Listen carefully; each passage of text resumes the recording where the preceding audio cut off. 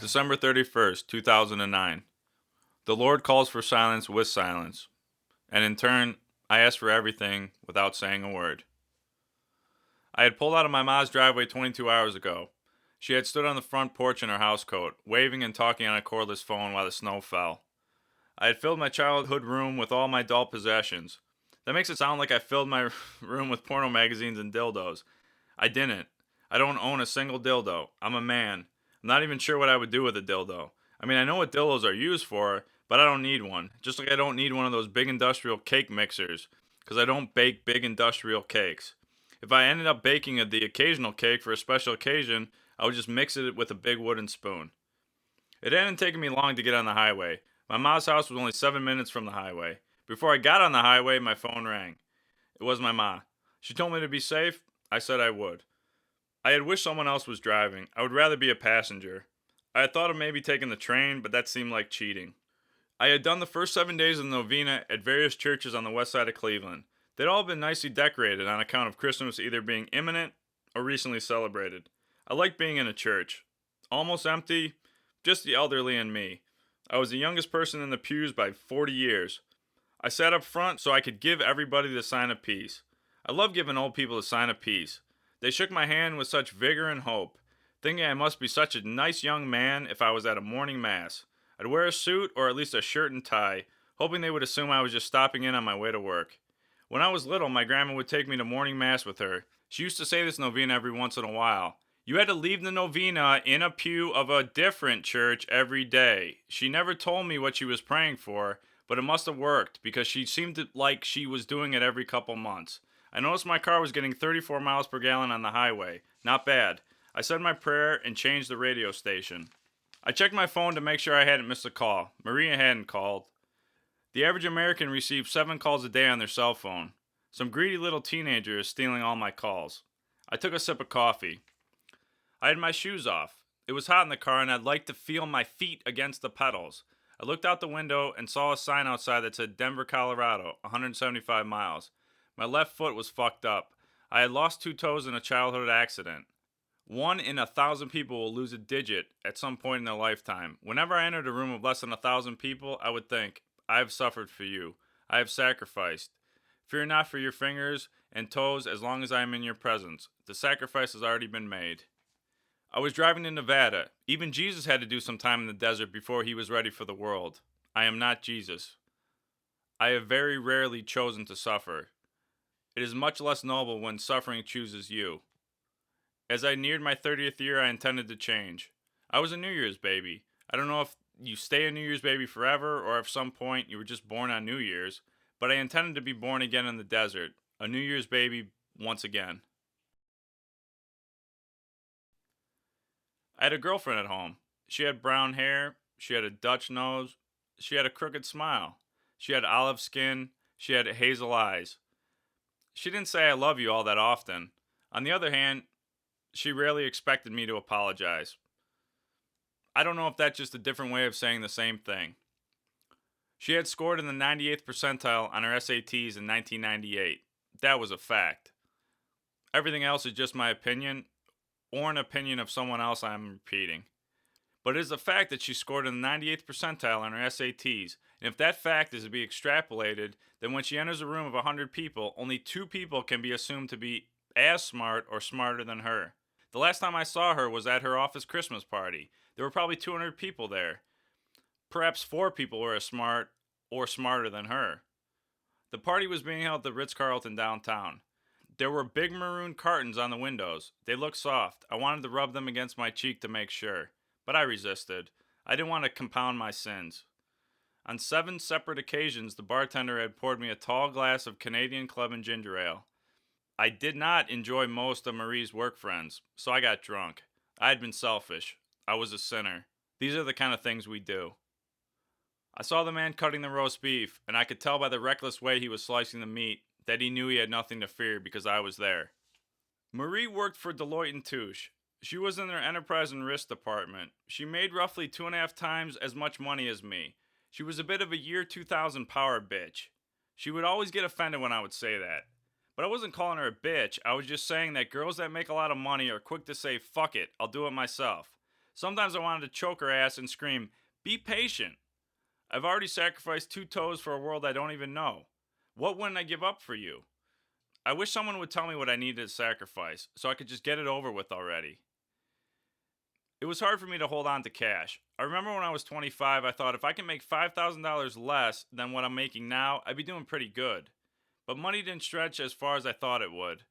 I paid half for mortgage payment and half the utilities, plus my car payment, and me and my mom were on the same cell phone plan, college loans, all the rest.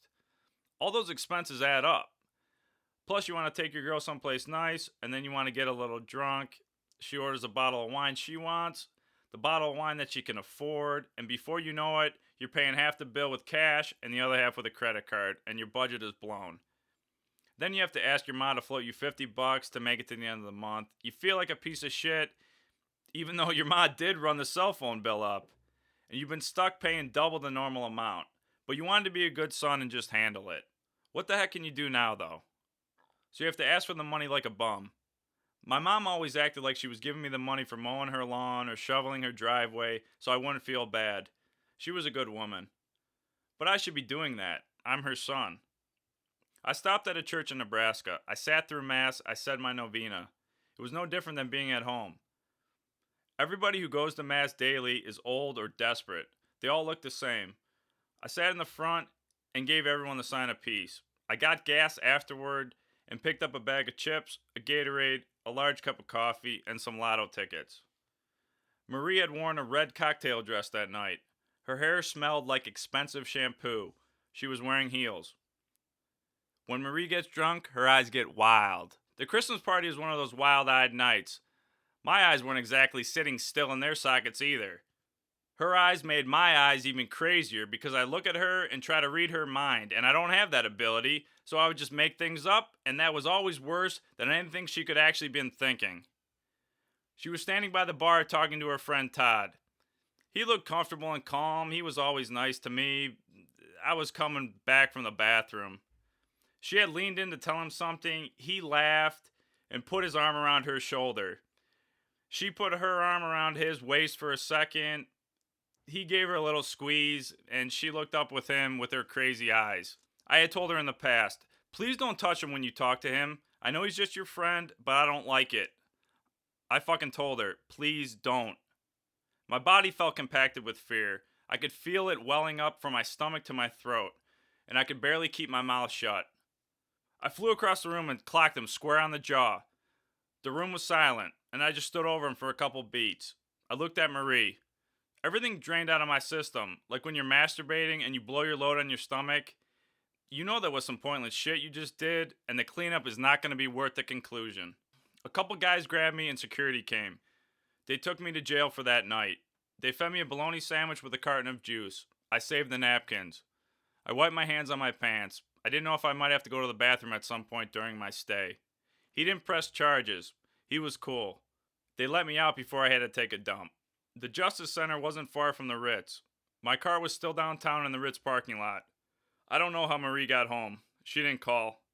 I went home, and she wasn't happy about what happened. This wasn't the first straw. I said, I'm sorry. She said, I think we should take a break. I said, okay, but don't date anybody for a month. You got to give me a chance to change, because I'm going to become the man you want, and that would hurt my heart. She shook her head. I was sweating like crazy. I took off my shirt. I must have looked like a fool trying to adjust my seatbelt, driving in the middle of winter with no shirt on. I was making great time. I just stopped for gas 3 times. I was going to have to stop again pretty soon. The needle was approaching E. I had a Gatorade bottle filled with piss rolling around my back seat. It was a couple hours from morning. It was the middle of the night for all I knew. The clock said one thing, the sky said another. The next church would be the 9th church, and then I'd just drive to the desert and wait for the sun to rise on the year of our Lord 2010. I would wait in the desert until I heard the Lord. 2010 was a nice number. It's round and feels meaningful. I really liked collecting and organizing things when I was little. I collected baseball cards, football cards, basketball cards, even prayer cards. Anything that you could put in alphabetical or numerical order. I would organize them by hits, home runs, walks, whatever. I'd organize them and spread them out on the living room floor and dive into them and mess them all up. I didn't really understand the importance of keeping things in mint condition. The numbers stuck in my head. I could tell you who led the league in walks in 1987, Wade Boggs. Or I could tell you who had the third highest ERA in 1986, Ron Darling. The numbers were proof of something. Ever since then, I've been trying to put some sort of number value on things, trying to figure out what's wrong with me, why I feel this way. If I had 10 toes, would everything be alright? Or if I put the maximum amount allowed into my 401k, would I be happy? I grew up with this kid. He had a dick, had to be 9 inches. We all saw it freshman year when they made us shower after gym class. Some kids were still so shy they showered in their underpants. Not Tommy Wills. I remember someone would bring up Tommy Wills' cock and we would talk about it like it played for the Cleveland Browns. 2 years ago, he killed himself. I cried when I heard that. Fuck the Mayan calendar. We don't have anything figured out. If I made $1 million, would Marie stop talking with her hands? If I made love to her for an hour and a half, would her eyes only light up for me? 10 fingers and 10 toes? Who knows? I hope the Lord would tell me. I would sacrifice, Lord. I would give up every shade of milkshake from shamrock to vanilla.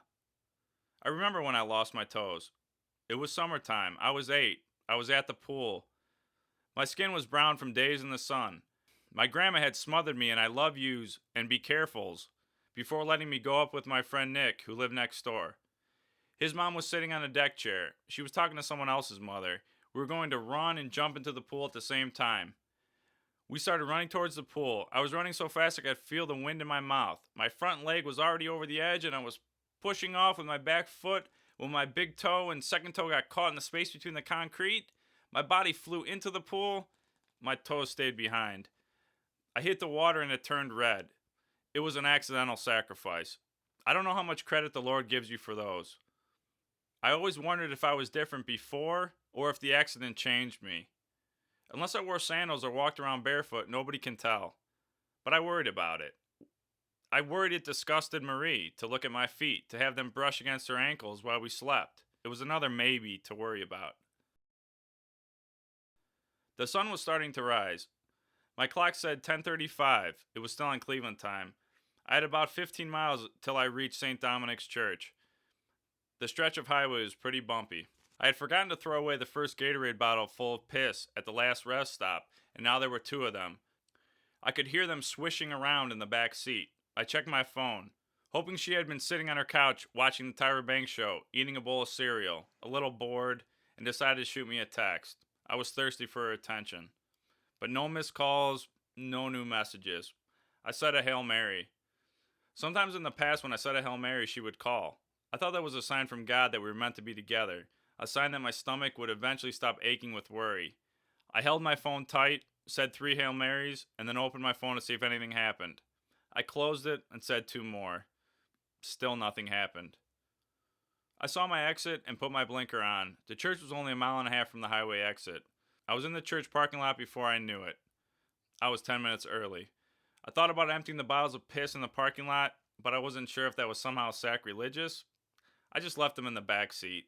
I put on a dress shirt and a pair of khaki pants and headed inside. I was early. Some people were saying the rosary in the front of the church. I checked my pants pocket for dollar bills. There was an area for lighting candles in front of a statue of Mary and baby Jesus. I wanted to say a prayer and make a donation. Every little bit helps. I picked up the wooden stick and transferred a flame from the lit candle to the unlit candle and I prayed. I asked God to do the same, to touch the flame in my heart and relight Marie's flame. Could you have so much love in your heart for someone that it spilled over and filled them with the same love? I stayed on my knees, praying, trying to hear, trying to listen. The mass started and I stayed on my knees, stayed in the back. I didn't give anyone the sign of peace. I made my way up for communion. I was sweating like crazy. No one looked at me like I was a nice young man. I had not slept more than 2 hours since I left Cleveland. I dropped my novena in one of the pews as I walked out of church, and as soon as I was outside, my phone rang. I answered it without looking. Hello, John? Yes? I haven't heard from you. I know, Ma. I've been driving. Are you okay? Yeah, Ma, I'm good. Where are you? Denver, Colorado. Is it nice? It's okay. Just okay? It's nice. All right, well, I gotta go. It's hard for me to drive and talk. Okay, I just need to ask you a question about the DVD player. Okay, what? It won't play a DVD for me. Is it on? It's on and the screen is blue, but it won't play. I don't know, Ma. Is it on channel 4? Let me try that. She put the phone down and I waited. I put it on channel 4, but the screen is still blue. Could it be one of the cords in the back? I don't know, Ma. I'm 2,000 miles away. How the hell am I supposed to know what's wrong with the DVD player that I can't even see? John, you can be really mean. Ma, I'm sorry. I just can't fix the DVD player over the phone. Well, you don't have to lose your temper about it. I just thought you might know how to fix it. I know, Ma. I know. I'm sorry. I will take a look at it when I get home. Thank you, John. Hey, Ma, do me a favor. Check the Mega Millions number in the paper. Okay, wait a minute. It took her a minute to find the paper and she read the numbers to me. Did you win? I threw the ticket on the ground. Well, I'll call you later, Ma. Traffic is bad right now and I need to concentrate on the road. Oh, okay. Be safe. I love you. I love you too, Ma. Bye. Bye. Damn. I felt horrible. What kind of man sits around waiting to win the lottery? I closed the phone and locked my car door. The sun was pretty high in the sky. I took off my pants and put on a pair of mesh shorts. I unbuttoned my dress shirt. I was still sweating pretty good. I got in the car shirtless again, buckled my seatbelt, and started the car.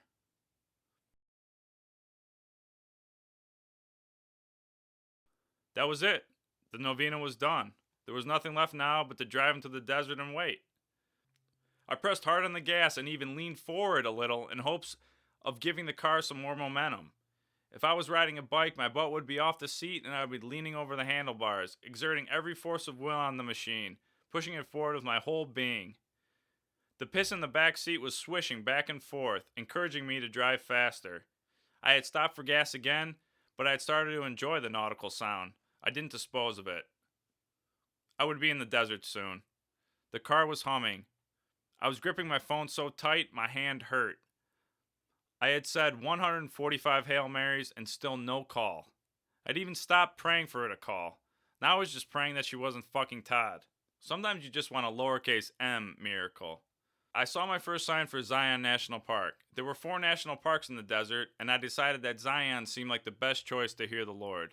I had debated about going to the Joshua Tree, but I couldn't remember if that was from the Bible or just the name of a U2 album. I leaned forward again and the car ate up the miles. I was in Zion now. I drove 20 minutes further in and parked. It was 11:30. I started walking. I was tired. Wade Boggs, patron saint of patience, give me strength. Be with me as I walk towards the Lord.